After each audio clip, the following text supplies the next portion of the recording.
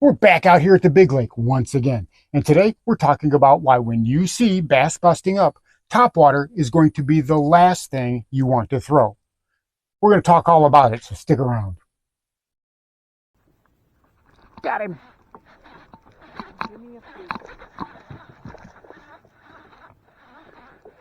Oh, it's not bad. Get out of that grass. It's not bad, honey.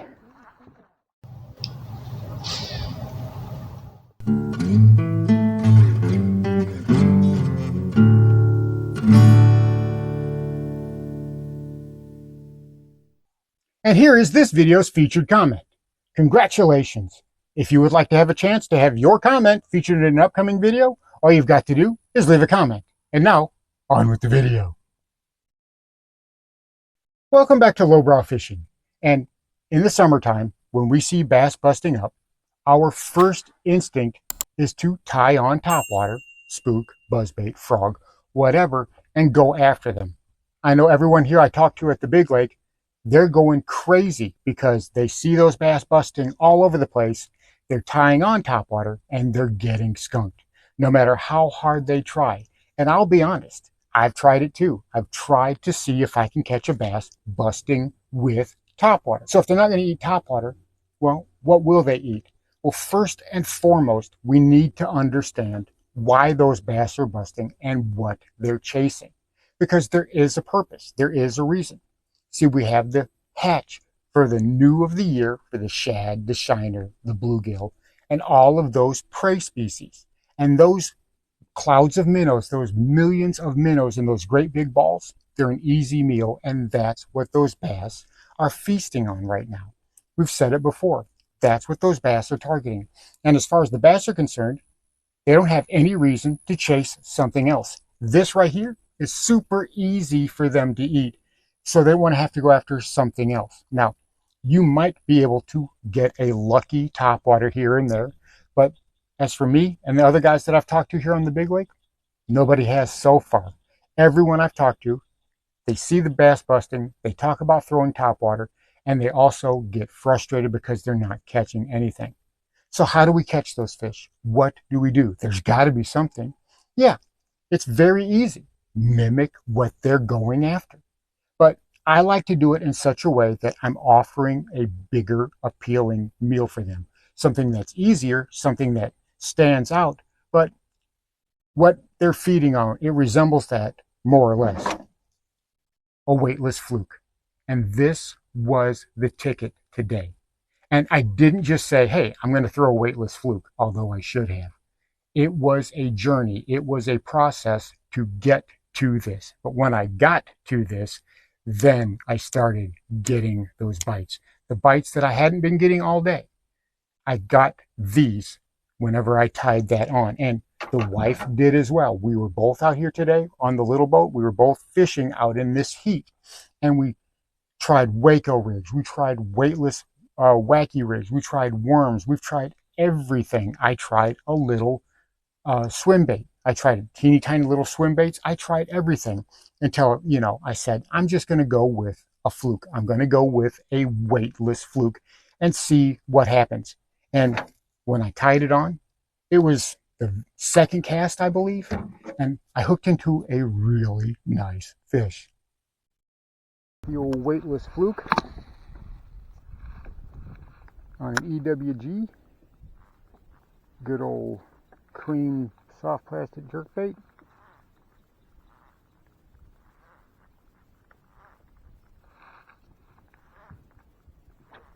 Because I think that's kind of more what they're after.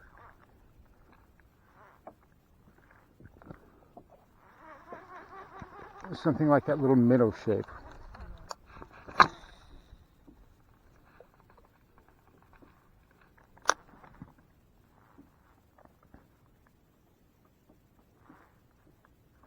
Got him.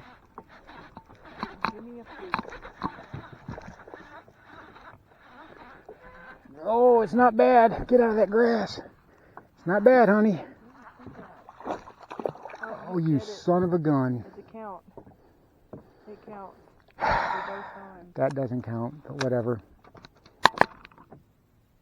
That's going to be the only bite I get all day. Now, unfortunately, I didn't land that fish. When I was bringing it in, it went through a big slop of hydrilla and ended up loosening that hook. It happens. That's why you don't want those bass burying in the hydrilla, because they can use that to rub that hook free. And that's what happened to me. But still, it was a bite. It happened very, very quickly. So I went from having the grind all day of not being able to catch anything, not even being able to get a sniff from those bass, to getting a bite very quickly.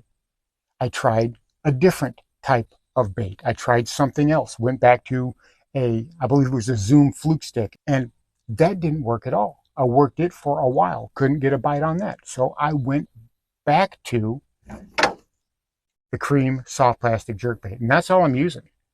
This is nothing fancy. This is that $1.25 bag at Walmart. You can see how stiff it is. It stands out parallel, right? I mean, there's no reason this silly thing should be catching fish.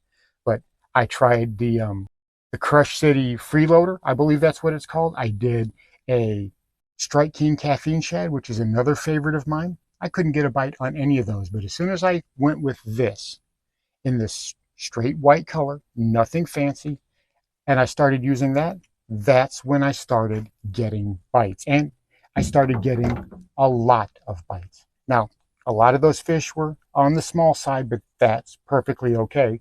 I'll take a dink over a skunk any day of the week.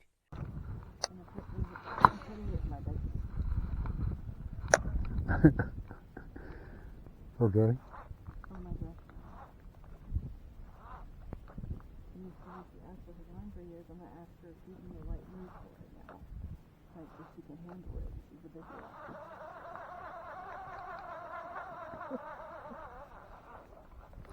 Got him. Good job. He came in and chased it. I was reeling it in. Look at that. Good job. You have a weight in that one? Nope. Oh, you gotta be kidding me. Wow. What is that? That's my rod tip. Oh my god. Broke my rod tip. That's how hard I set the hook on this little half-pound bass. I was mimicking what those bass were actually feeding on. And we actually saw the clouds of minnows. When we were in shallow enough water, that water was clear enough, we could see those fry, and they were all up under that little boat right there because, well, they come right to us whenever we're out in the middle of the water and it's only a few inches deep. They're looking for something to hide in or hide under, and that's a perfect target. So we get that quite often. Give us a good opportunity to see visually what those bass were after. Now, like I said, I tried small little 2 1/4, 3-inch swim baits. I tried gulp minnows. I tried things like that. I tried a small underspin. The bass were not interested in that. They wanted something that looked like exactly like what they were feeding on.